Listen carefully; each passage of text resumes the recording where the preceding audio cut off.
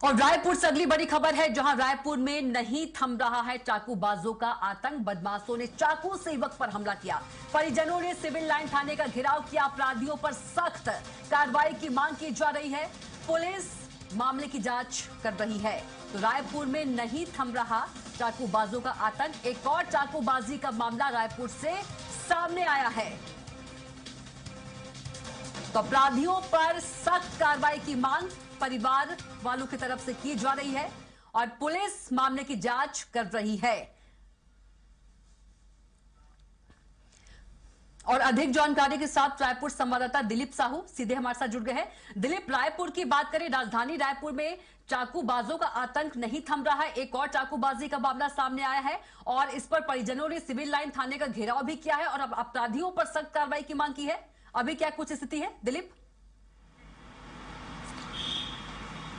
जी बिल्कुल कविता, ये पूरी घटना सिविल लाइन थाना क्षेत्र का मामला है और इसमें मुख्य रूप से जो पंचशील नगर है वहां पर एक जोगी मोहल्ला है, वहां की घटना है जिसमें कल देर रात 11:30 से 12 बजे की घटना बताई जा रही है, जिसमें एक मामूली विवाद अचानक से हिंसक रूप ले लिया और कुछ लोगों ने, कुछ संदिग्ध लोगों ने दो नाबालिग थे उनके ऊपर हमला कर दिया चाकू से और एक गंभीर रूप से घायल है और दूसरे का मौके पर ही, जिसका नाम कुश बाग बताया जा रहा है, कुश बाग का मौके पर ही मौत हो गया। और इसको लेकर निश्चित तौर पे स्थानीय परिजनों में काफी आक्रोश है और उन्होंने आज सुबह ही सिविल लाइन थाने का घेराव कर दिया। हालांकि पुलिस का कहना है कि वो 4 संदिग्ध है जिन्हें हिरासत में लिए हैं, उनकी पूछताछ की जा रही है और संदिग्धों से पूछताछ के बाद ही मामला स्पष्ट हो पाएगा कि कौन इसके पीछे है और क्या घटना की वजह रही है।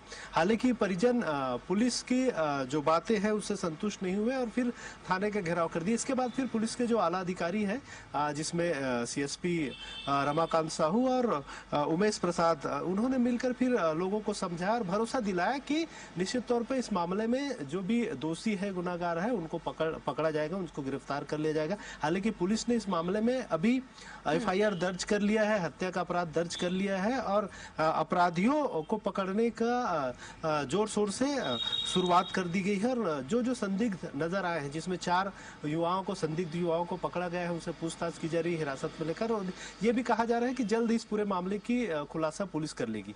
जी बिल्कुल दिलीप, जिस तरह से इस क्राइम के मामले लगातार बढ़ते जा रहे हैं, तो कहीं ना कहीं जो रायपुर है वो क्राइम की राजधानी बनती जा रही है।